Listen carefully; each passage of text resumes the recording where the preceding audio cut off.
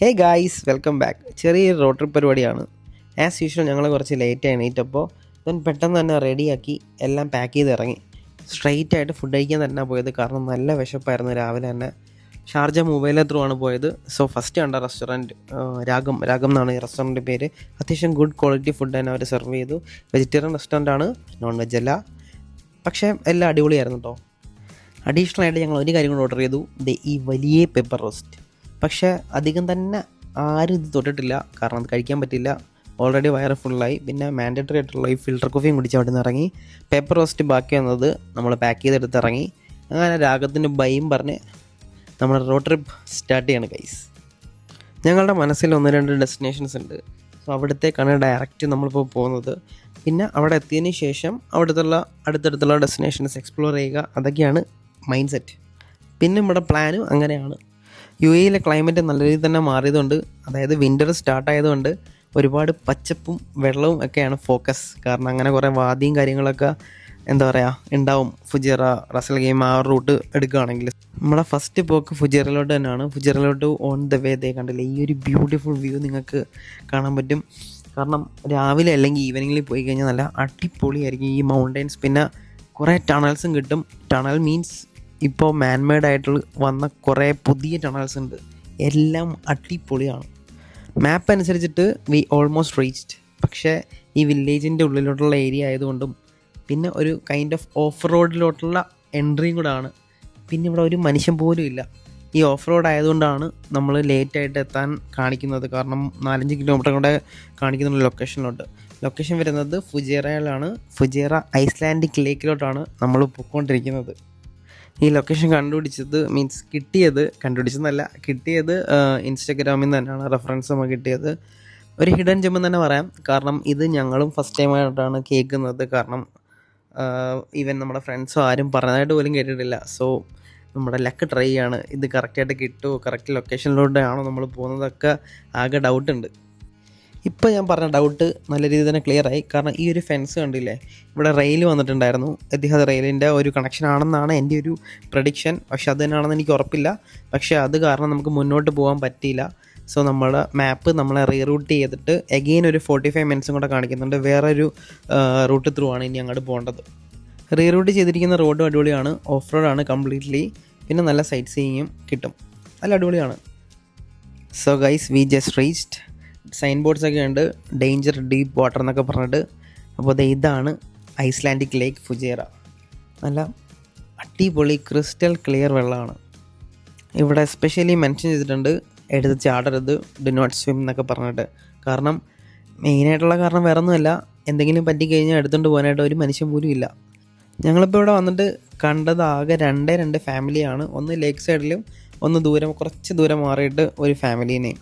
അതല്ലാണ്ട് ഒരാൾ പോലും ഇല്ല. ജസ്റ്റ് അതായത് ഇത് അറിഞ്ഞിട്ട് വരുന്ന ആൾക്കാരെന്ന് കൂടെ പറയാനായിട്ട് ഒരു മനുഷ്യനെ പോലും കണ്ടില്ല കേട്ടോ. അടിപൊളി വ്യൂ ആണ്, ഒരിക്കലും മിസ്സാക്കരുത്. ഞാൻ ഡിസ്ക്രിപ്ഷനിൽ എന്തായാലും ഇതിൻ്റെ ലൊക്കേഷൻ ഡീറ്റെയിൽസും കാര്യങ്ങളൊക്കെ കൊടുക്കാം. നല്ല ഡീപ്പ് വാട്ടറാണ്, അതായത് നല്ല ആഴമുണ്ട് ഇതിൻ്റെ സൈഡിൽ. ഇവിടെ നിന്ന് നോക്കുമ്പോൾ തന്നെ നമുക്ക് മനസ്സിലാവും. സത്യം പറഞ്ഞിട്ടുണ്ടെങ്കിൽ ഇതൊരു ഹിഡൻ ജെമ്മാണ്. കാരണം നോർമലി നമ്മളിപ്പോൾ ഏതൊരു ഡെസ്റ്റിനേഷനിൽ പോയാലും എസ്പെഷ്യലി യു എയിൽ നമ്മൾ എവിടെ പോയാലും ആൾക്കാരെ കുറേ അധികം കാണാൻ പറ്റും. പക്ഷേ ഇവിടെ വന്നപ്പോൾ അധികം ആൾക്കാരില്ല.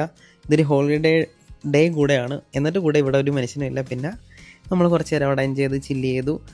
ഈ ഡെസ്റ്റിനേഷൻ വന്ന എൻ്റെ പോയിന്റിൽ നിന്ന് കുറച്ച് ഫ്രണ്ടിലോട്ട് വരുമ്പോഴത്തേന്, അതായത് ഇതിൻ്റെ കുറച്ച് ഓപ്പോസിറ്റ് ഡയറക്ഷനിലോട്ട് വരുമ്പോഴത്തേന് ഈ ഒരു വ്യൂ പോയിൻറ്റും കിട്ടും. സെയിം ഐസ്ലാൻഡിക് ലേക്ക് തന്നെ, പക്ഷേ അത് 2 എൻഡായിട്ട് കിടപ്പുണ്ട്. സോ ഇവിടെ നിന്ന് നിങ്ങൾക്ക് കുറച്ച് ഫ്രണ്ടിലോട്ട് മൂവ് ചെയ്ത് പോകാൻ പറ്റും. ജസ്റ്റ് നടക്കാനുള്ള കുറച്ച് കല്ലും കാര്യങ്ങളൊക്കെ ഉണ്ട്. സോ കുറച്ച് കൈൻഡ് ഓഫ് എക്സ്പ്ലോറിങ് പരിപാടീസൊക്കെ ചെയ്യാൻ പറ്റും. നല്ല ക്ലൈമറ്റ് ആയതുകൊണ്ട് തന്നെ കുറച്ച് അധികം സമയം നമ്മളവിടെ സ്പെൻഡ് ചെയ്തു. ഇവിടെ ക്യാമ്പിങ്ങിനൊക്കെ പറ്റിയ സ്പോട്ടാണ്. പക്ഷേ നേരത്തെ പറഞ്ഞ പോലെ നമ്മൾ തന്നെ നോക്കിയേ പറ്റത്തുള്ളൂ. കാരണം അധികം ആൾക്കാരൊന്നുമില്ല. സോ നമ്മൾ പ്രിക്കോഷൻസൊക്കെ എടുത്തിട്ട് വേണം വരാനായിട്ട്. ഇവിടെ വരുമ്പോൾ അടുത്ത് ഷോപ്പോ പെട്ടെന്ന് ഓടി വരാനായിട്ടൊന്നും ഒരു മനുഷ്യൻ പോലും ഇല്ല. So better be careful. പിന്നെ എടുത്ത് ചാടരുത്, ഡേഞ്ചർ ഏരിയ ആണ്.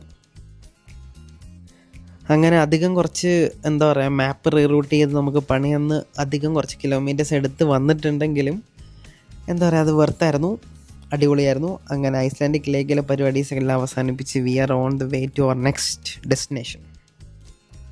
ക്ലൈമറ്റൊക്കെ നല്ല കിടുവായതുകൊണ്ട് തന്നെ we were fully charged guys. നമ്മുടെ അടുത്ത ഡെസ്റ്റിനേഷൻ റാസൽ ഗെയിമാണ്. അവിടെ എത്തിയിട്ട് ലൊക്കേഷൻ ഡീറ്റെയിൽസും കാര്യങ്ങളൊക്കെ പറയുന്നതായിരിക്കും. ഓൺ ദ വേ നമ്മൾ മസാഫിയിൽ ടച്ച് ചെയ്തിട്ടാണ് പോകുന്നത്. മസാഫിയിൽ ഇറങ്ങി സ്റ്റോപ്പ് ഓവർ ചെയ്തു. കുറേ ഫ്രൂട്ട്സും അങ്ങനത്തെ കുറേ ഷോപ്പുകളുണ്ട്. ഇവിടെ നമ്മളെ നോർമൽ ഫ്രൂട്ട് ഷോപ്പിൽ അതല്ലെങ്കിൽ വെജിറ്റബിൾ മാർക്കറ്റിലൊക്കെ കിട്ടുന്ന പോലത്തെ റേറ്റ് ആയിരിക്കില്ല. ഇവിടെ കുറച്ച് കത്തി അവന്മാർ കൂട്ടി വെക്കും. So better be careful. പിന്നെ എല്ലാം നല്ല ടേസ്റ്റാണ് സത്യം പറഞ്ഞിട്ടുണ്ടെങ്കിൽ, ഫ്രൂട്ട്സിൻ്റെ ആണെങ്കിലും എല്ലാത്തിനും. പിന്നെ അവർ ട്രൈ ചെയ്യാനൊക്കെ തരും കേട്ടോ. അങ്ങനെ we are on the way to Ras al Khaimah. So guys, this is Naqab dam. ഇപ്പം വെള്ളമില്ല കാരണം മഴയില്ല.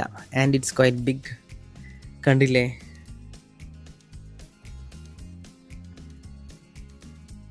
റാസൽ ഗെയിമിലോട്ട് ഓൾറെഡി വി എൻറ്റേർഡ്. നക്കാബ് ഇപ്പോൾ ഡാം കണ്ടു.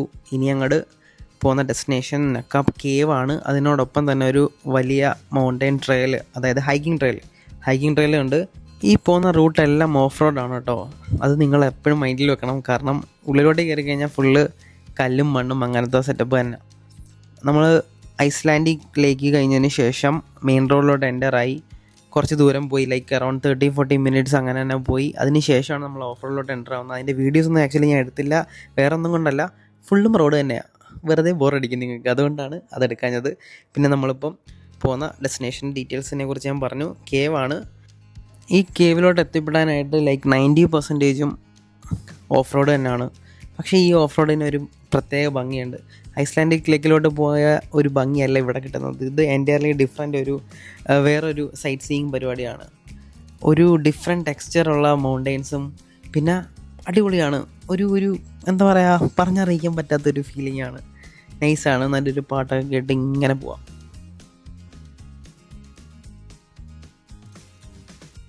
ഈവൻ നമ്മൾ നക്കാബ് ഡാമിൻ്റെ അടുത്തായാലും അതിന് ശേഷം ഇങ്ങോട്ടുള്ള ഡ്രൈവ് ആണെങ്കിലും അധികം ആൾക്കാരൊന്നും കണ്ടിട്ടില്ല. പിന്നെ കേവിൻ്റെ അടുത്തോട്ട് എത്താറാവുമ്പോഴാണ് കുറച്ച് വണ്ടികളൊക്കെ കണ്ടു തുടങ്ങിയത്. നമ്മൾ ഓൾമോസ്റ്റ് എത്താനായിട്ടുണ്ട്.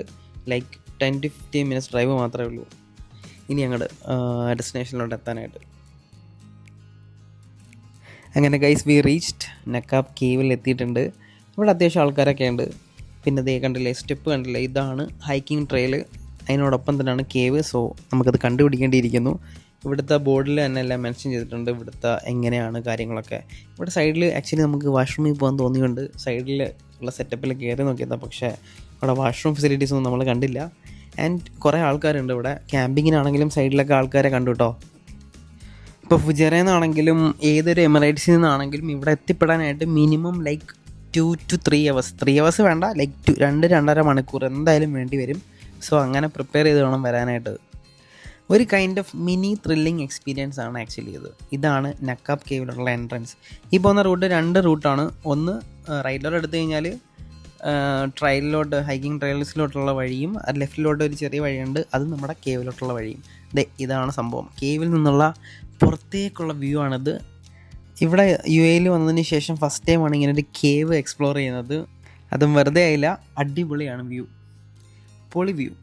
ഞങ്ങൾ കേവിൽ എൻ്റർ ആയ സമയത്ത് കുറേ ആൾക്കാരുണ്ടായിരുന്നു, ടൂറിസ്റ്റ് ആയിട്ടാണെങ്കിലും ഇവിടുത്തെ റെസിഡൻസ് ആണെങ്കിലും. പക്ഷെ നമ്മൾ അവരിറങ്ങുന്നവരെ വെയിറ്റ് ചെയ്തു. അതിനുശേഷം നമ്മൾ ഉള്ളിലോട്ട് കയറി. നമ്മൾ ഇവിടെ വരെ മാക്സിമം കയറിയിട്ടുള്ളൂ, കുറച്ചും കൂടെ ഫ്രണ്ട് വരെ അതിനുള്ളിലോട്ട് കയറിയിട്ടില്ല, കാരണം അധികം വ്യൂ ഇല്ല. പിന്നെ ഇത് നക്കാബ് കേവ് എന്ന് മാത്രമല്ല, ഇതൊരു ബാറ്റ് കേവ് കൂടെയാണ്. കണ്ടിട്ട് അധികം ഡേഞ്ചർ ആണെന്ന് തോന്നിയിട്ടില്ല, കാരണം ഡേഞ്ചറസ് ആക്ടിവിറ്റീസ് പോലെ ഒരു പരിപാടിയാണെന്ന് തോന്നിയിട്ടില്ല. ജസ്റ്റ് ഒരു കേവ് എക്സ്പ്ലോറേഷൻ പരിപാടി. പക്ഷേ സൂപ്പറായിരുന്നു കേട്ടോ. നമ്മളവിടെ നിന്നിട്ട് കുറച്ച് വീഡിയോസും ഫോട്ടോസൊക്കെ എടുത്തിട്ട് പരിപാടി അവസാനിപ്പിച്ചു. കേവ് പരിപാടി അവസാനിപ്പിച്ചു. അതിനുശേഷം നേരെ ഹൈക്കിംഗ് ട്രെയിലിലോട്ടാണ് കയറിയത് കേട്ടോ. നമ്മൾ ഒട്ടും പ്രിപ്പയർ അല്ലായിരുന്നു ഹൈക്കിങ്ങിന്. പക്ഷേ നമ്മൾ ലൈക്ക് അറൗണ്ട് 80 to 90% കവറാക്കി. നമ്മൾ കയറി, പക്ഷേ ലാസ്റ്റ് പോയിൻ്റ് വരെ കയറിയിട്ടില്ല. പിന്നെ ട്രെയിനിൽ കയറുന്ന സമയത്തിന് ഇതേപോലെ സൂക്ഷിക്കണം, കാരണം ചിലയിടത്ത് സേഫ്റ്റി പരിപാടിയൊന്നുമില്ല. പിന്നെ അധികം ആൾക്കാരും ഇല്ല, കുറച്ച് ആൾക്കാരെ കണ്ടിട്ടുള്ളൂ കയറാനായിട്ട്. പിന്നെ അധികം ഷോപ്പോ കാര്യങ്ങളോ ഒന്നുമില്ല. നിങ്ങൾ തന്നെ നിങ്ങളുടെ വെള്ളം അല്ലെങ്കിൽ കുറച്ച് ഫുഡോ അങ്ങനെ എന്തെങ്കിലുമൊക്കെ ആയിട്ട് തന്നെ വരണം ഈ ട്രെയിൽ കയറുവാണെങ്കിൽ. ഞങ്ങൾ എന്തായാലും ഒരു തവണയും കൂടെ ഇവിടെ എന്തായാലും വരും, കാരണം ഈ ട്രെയിൽ എന്തായാലും കംപ്ലീറ്റ് ആക്കണം. അതിന് വേണ്ടിയിട്ട് ഫുള്ളി പ്രിപ്പയർ ആയിട്ട് തന്നെ വരും. ആൻഡ് നമ്മൾ ഹൈക്ക് കയറുന്തോറും, അതായത് ഹൈറ്റ് കൂടുന്തോറും താഴോട്ടുള്ള വ്യൂവും ചുറ്റിനുള്ള വ്യൂവും അടിപൊളിയാണ്, ഒരു രക്ഷയില്ല. അങ്ങനെ ഒരു 80-90% ഹൈക്കിങ് കംപ്ലീറ്റ് ചെയ്തതിന് ശേഷം ഞങ്ങൾ തിരിച്ചിറങ്ങി.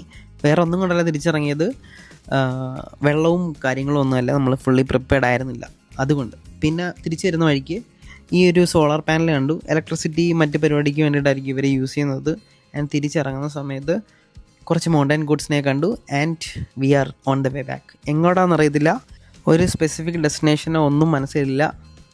അങ്ങനെ നമ്മൾ പോവുകയാണ്. അതേസമയം നല്ല വിശപ്പുണ്ടായിരുന്നു. സോ വണ്ടി സൈഡിൽ പാർക്ക് ചെയ്തു.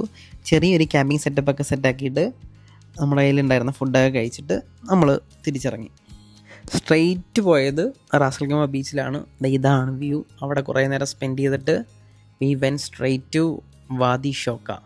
വാദി ഷോക്കയിൽ പോയി രാത്രി അവിടെ ക്യാമ്പ് ചെയ്തു. ഇത് ആക്ച്വലി രാവിലത്തെ വീഡിയോ ആണ്. ഞാൻ അതിൻ്റെ വീഡിയോസ് ഒന്നും എടുത്തിട്ടില്ല. ഇതിന് വേണ്ടിയിട്ട് ആക്ച്വലി പ്രിപ്പയർ ആയിരുന്നില്ല, സത്യം പറഞ്ഞിട്ടില്ല. പക്ഷേ കിട്ടുന്ന വീഡിയോസൊക്കെ ക്യാപ്ചർ ചെയ്തു ഒരു വീഡിയോ ആക്കിയിട്ടുണ്ട്. അതാണ് ഇപ്പം ഞാനിപ്പോൾ ഇവിടെ കാണിക്കുന്നതെല്ലാം. ഇത് ആക്ച്വലി സൺറൈസ് വീഡിയോ ആണ്. നമ്മളവിടെ ഷോക്കയിൽ ക്യാമ്പ് ചെയ്തു. രാവിലെ എണീറ്റ് അവിടെ ഒരു ഹൈക്കിംഗ് ട്രെയിലുണ്ട്. അവിടെ ഹൈക്കിംഗ് ട്രെയിലിൽ കുറേ നേരം സ്പെൻഡ് ചെയ്തു. നല്ല ക്ലൈമറ്റാണ്. സോ സൺറൈസ് കണ്ടിട്ട് നമ്മൾ സ്ട്രെയിറ്റ് തിരിച്ചു വിട്ടു. അപ്പോൾ അത്രയേ ഉള്ളൂ ഗൈസ്. Piece and love.